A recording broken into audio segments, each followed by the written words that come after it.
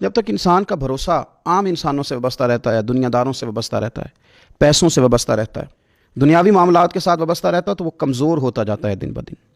اور رسول پاک صلی اللہ علیہ وسلم داعیہ الی اللہ ہیں، تو حضور نے ہمیں یہ سوچے دی ہیں کہ تم نا اپنے آپ کو اللہ رسول سے وابستہ کرو، پھر یہ جو کمزوری ہے نا، کمزوری یہ تمہارے دل سے نکل جائے گی۔ ہم دیکھتے ہیں کہ آج بہت سارے لوگ ایسے ہیں جو مایوسی کی گفتگو کرتے ہیں،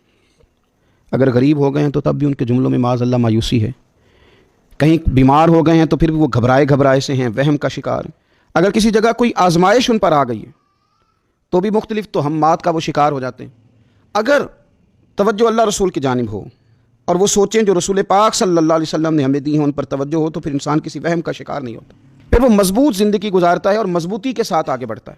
کیونکہ اس کو سمجھ آ گئی ہے کہ میرا خالق اللہ ہے، رازق اللہ ہے، پیدا کرنے والا اللہ ہے، اور میرے تمام معاملات کا محافظ بھی میرا اللہ ہے۔ پھر وہ کمزور نہیں پڑتا، پھر وہ زیادہ امیدیں لوگوں سے وابستہ نہیں کرتا،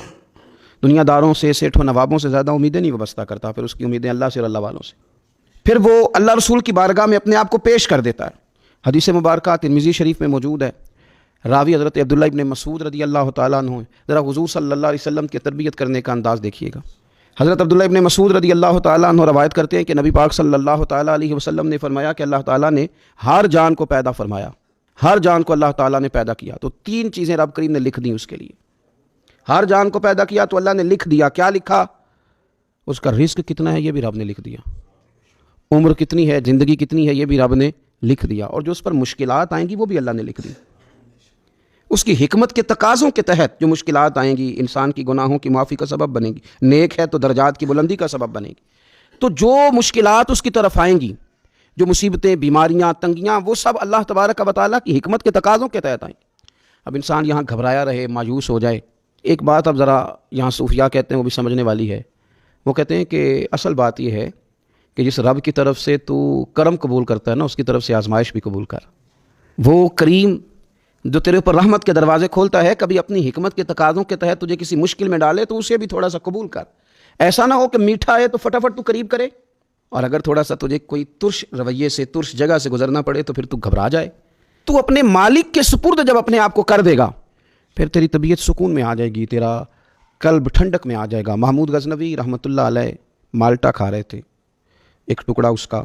ایک خاش اس کی اپنے ہاتھ سے نکال کر کے ایاز کو کھانے کے لیے دی، ایاز فٹافٹ کھا گیا۔ بعد میں ایک ٹکڑا محمود نے اپنے منہ میں ڈالا تو بڑا کڑوا محسوس ہوا مالٹا، تو اس نے اس کو تھوک دیا اور ایاز کی طرف دیکھ کے کہنے لگا بہت ترش تھا، بہت کڑوا تھا، کس طرح تم کھا گئے؟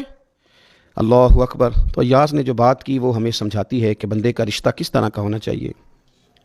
ایاز کہنے لگا کہ ساری زندگی تیرے ہاتھوں سے میٹھے کھائے، آج ایک کڑوا آیا تھا تو میں اگر اسے تھوک دیتا، یہ کو آئینے وفاداری تو نہ ہوا۔ انسان کو اللہ کی طرف سے نعمتیں آتی جائیں، رحمتیں آتی جائیں، تندرستیاں آتی جائیں، لیکن کسی جگہ ذرا کمزوری دیکھنی پڑے تو انسان اس جگہ ٹھہر جائے، اس جگہ وہ گھبرا جائے، وہم کا شکار ہو جائے، پتہ نہیں کیا ہو جائے گا، ان چکروں میں پڑ جائے، تو یہ بات درست نہیں ہے۔